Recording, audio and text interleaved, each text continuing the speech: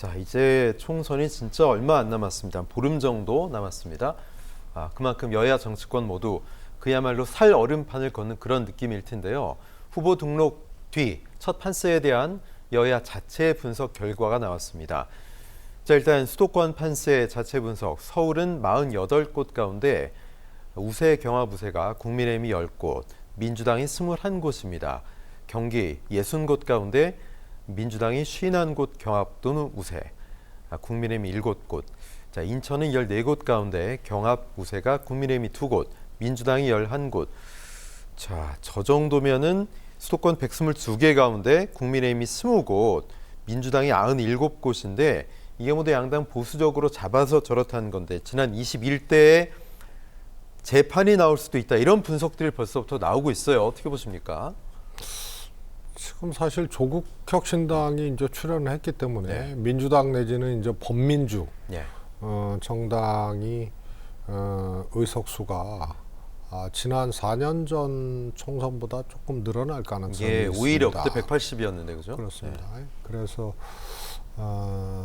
조금 주목해서 좀 봐야 될 상황이고요. 또 국민의힘 자체 분석이 저렇게 수도권에서 19석을 우세 지역으로 잡았는데 네. 사실 저걸 잘 뜯어보면은 경기 지역의 한 서너 곳 정도는 박빙 내지는 민주당 우세로 근서 우세로 나오는 지역도 국민의힘 우세 지역으로 이제 분류한 것이 네. 있고 서울도 마찬가지입니다. 그래서 오히려 조금 허수가 있지 않나 싶을 정도로 지금 판세가 정권 심판론이 관통하면서 네.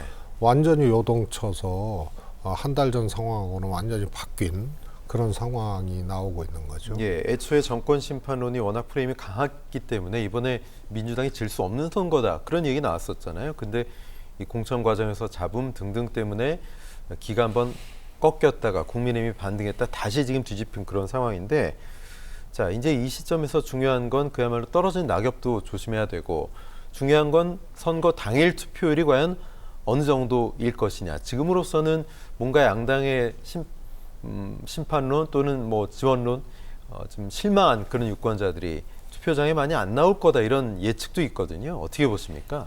투표율은 4년 전 수준을 저는 유지할 수 있다고 네. 봅니다. 그런데 이제 정권 심판론이라는 것이 굉장히 이제 특이한 추이를 보였거든요.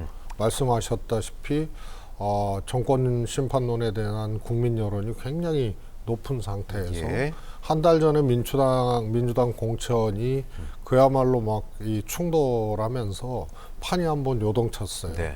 그래서 국민의힘이 곳곳에서 이기는 조사들이 나오고 정당 지지율도 국민의힘이 앞서가는 이런 상황이 나왔었거든요. 그래서 민주당의 공천 문제와 그 전부터 있어왔던 정권 심판론 이것에서 민주당 공천 실패가 더 이 부각되는 네. 그런 상황이었다가요.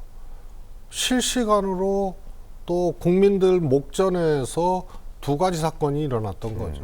그게 이종섭 대사 호주 대사 임명 네. 그리고 황상무 수석의 회칼 발언.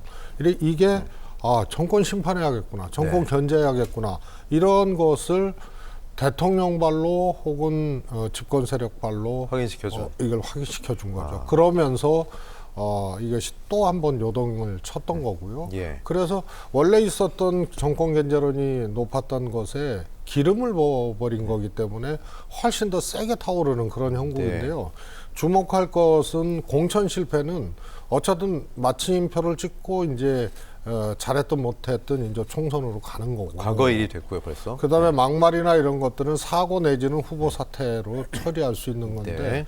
정권 심판론은 사과해서도 안 그러네요. 되고 해결책이 없는 거예요. 심판론이면 심판을 해야 끝나는 거죠. 그죠? 근데 총선 직전에 정권발로 정권 심판론에 기름을 붓으니까 이거는 참 반등할 수 있는 다른 전략으로도 안 되고 이건 뭐 사과로도 안 되는 네. 이런 상황이 와버린 겁니다. 예. 그런데 이제 투표율의 경우에는 오히려 보수의 소극적 지지자들이 투표장에 조금 덜 올 가능성들이 있고 그래서 제가 보기에는 투표율이 이번에는 조금 이례적인 상황이 될 겁니다. 아주 높아버리면은 그건 오히려 소극적 지지자까지 보수 결집이 맞불로 일어났다는 얘기인데 네. 그럴 가능성은 제가 보기에는 매우 희박하다. 그래서 예년 수준을 유지할 것이라고 보고 있습니다. 그 가운데 60대 이상 유권자가 적극 투표할 것이다.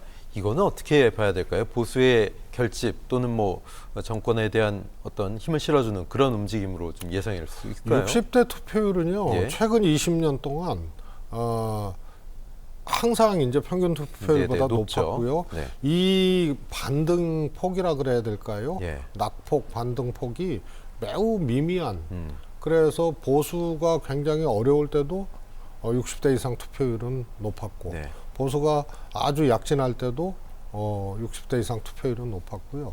오히려 이제 20대 투표율 젊은 또 층. 30대까지의 투표율은 낙폭이 굉장히 컸습니다. 네. 그래서 투표율이 낮았고 아주 늘 낮았죠. 그런데 문재인 대통령이 대통령 될 때는 투표율이 거의 한 40% 이상 치솟는 네.